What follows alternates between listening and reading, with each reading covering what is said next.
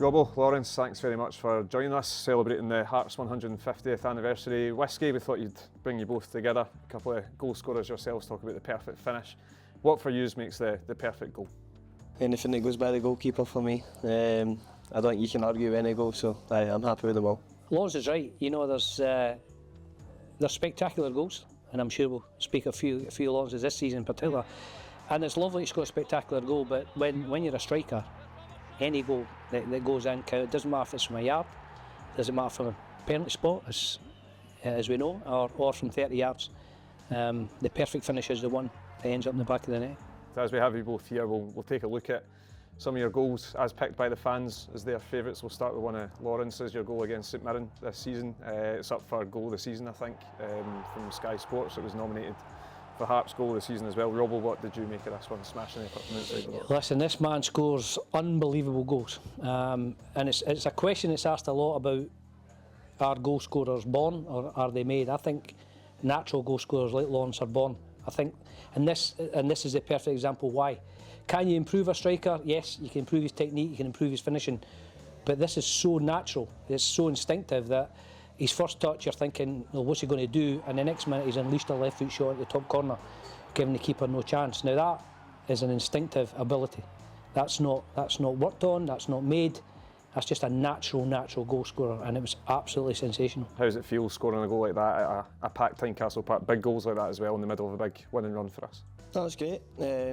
As Robbo says, probably a lot of my goals are quite instinctive, and some of my better ones usually are. And he's probably right in what he's saying. I don't think you can teach it. It's just something that comes pretty naturally to you. And it's always great to score a good goal. It's probably one of my favourites in terms of technique and the type of goal it is. But I was delighted to be at the time. Rob, we'll look at one of yours now. This is against Rangers. I think it was 1996. Bit of a mazy from Rob on this one. Snake hips getting past the defenders. What do you think of that one? It's not a bit of me. I've not quite got one of them yet. I'm very a touch and hit guy, but no, he's done great. Obviously, he's twisted a couple of defenders inside out, and it's always nice when that happens round about the box. I think defenders always gamble on you shooting, and quite clearly there a couple of them have, and it's a great finish. Robbo, what are your memories of that game? Quite a big game for yourself. It was big because it was the last game of the season, and I needed one goal to break the club league record, which had been annoyingly, I'd picked up an injury and missed about 5 or 6 games. We'd had a Stonewall penalty turned down in the first half, and I had a wee pop at the referee saying, come on, it was a penalty, no realise what's at stake here. And of course, we went 1-0 up, Rangers equalised, and we got a penalty, scored it, it kind of took the pressure off, and then that was like about 2 minutes later, and it was just one that ricocheted luckily early on and just ran, and he just backed off, to say, got into the box and curled it in. It was such a relief, not just to break the record, but to make sure they'd cemented it. In fairness, I think most of the Rangers team were still drunk because they'd won 9 in a row on the Wednesday night at Tanneries. And I think by the way they were defending there, some of them were still a wee bit under the weather. We couldn't have you both here without talking about a couple of goals against Hibs. Lawrence, we'll start with your goal from this season, 93rd minute winner, I think it was. Robbo, this feels like it was a bit of your kind of goal, scoring at the Dunbar end at Easter Road. It was brilliant. I watched the game on TV, and it was one of those games that you're thinking, you know, Lawrence unfortunately missed a penalty there on, Sanders saves one, and it fell into a category that was all so similar to the 80s, where it wasn't a great game, but I'm sitting there thinking, if there's a chance, this guy's going to nail it, and it just looked like it wasn't going to happen. And then out of the blue, you know, he's got the ball off Rocky, and he took it in the box. And the key to it all for me was a lot of strikers would have snatched at the first chance, but he didn't. He showed again instinctiveness, just delayed it, took a touch, which opened up, and by the way, what a finish. And I make no apologies for saying I knocked over a very good red wine celebrating that goal. And as Lawrence will tell you, the feeling of scoring a last-minute winner at Easter Road is very, very different. It's brilliant at Tynecastle, but there's something about Easter Road where you know that 3/4 of the stadium's against you, and there's that bank of maroon and white in the Dunbar end behind the goal. There's nothing better. I mean, Lawrence, talk us through that feeling when it hit the net. I think you did about 5 different celebrations when it went in as well. It was a continued celebration for about 4.5 minutes, I think. That was an amazing feeling, obviously, when you watch it back now and you see the scenes behind the goal. There's nothing better than that, and I've maybe watched it too many times now, but I'll continue to do so. But it was one of those games. Obviously I'd missed a penalty at the start of the match. Xander bailed me out, and I was kind of just hoping for one more chance in the game. The longer it was going, you're thinking it might not come. And I had one kind of half chance just before it, and I just kind of kicked left foot straight in Marshall, and I thought that may have been my moment there. But thankfully enough, Sanders sent a long punt forward, and another one that was quite instinctive. It just dropped into my path, and I managed to shift it and find the top corner. So it's definitely my favourite goal for Hearts, to be honest. Xander claiming the assist for that as well? He did straight after the game. He was quite keen to get it. I was handing it to the Hibs defender, ricocheted off him, but no, we'll give it to Xander.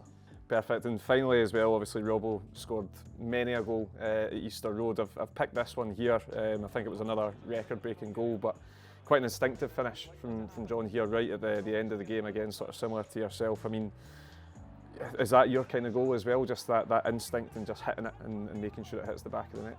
We like those ones. I actually asked before when we watched it if the set play was worked on, because it was quite clever the way the guy chipped it in him, and the flick on just kind of goes straight up in there. But as a striker, you know, when you're always anticipating where the ball's going to drop, and when we seen the clip back, Robbo pointed out that it just took a nick off the defender, it kind of set him up, and sometimes there's nothing better than that. They kind of bring it down for you, and when you've got that kind of confidence round about the box, you know, it's just about hitting the target and keeping it low and firing it past the keeper. So it was good to have something in common, that we've both nicked one in the 90 plus minutes at Easter Road.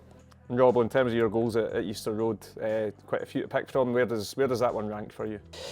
It's up there, and that was, you know, of the 27, I think 15 were at Easter Road, and it was, you know, everybody's heard the story. Hibs had the chance to sign me. The chairman said I was too small, too fat, too slow. Fat striker alone, who would guessed it, allegedly. And and that aspect of it was that, so there was a lot of revenge, there was a lot of passion in it, in the derby games, but that one was important because my dad was a Hearts fan, and he never saw me play for Hearts ever, but his hero was Willie Bould, and that took me past Willie Bould, and it was one of those ones, you were down to 10 men, we're winning 1-0, went down to 10 men, Hibs went 2-1 up, and you're thinking it's going to just slip away from us. Gary Mackay had been sent off for stamping on Michael O'Neill, which he claimed was mistaken identity because he thought he was stamping on Darren Jackson. And John Kuhn said it, he chipped it to me because he thought it's the last minute against Hibs, something might come in the box. It's flicked on, a couple of ricochets, and it fell and smashed it in. And as I say, to get a draw out of nothing was incredible. It really shut them down because they were in full voice, giving it their victory song, and the whole place went silent apart from behind the goals.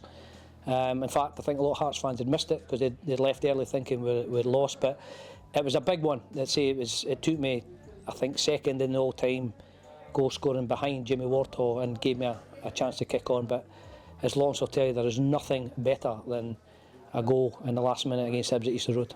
But no, that's great. Perfect. No problem. Pleasure. One take. We like that. That's it. One chance. Perfect finish, One isn't it? chance.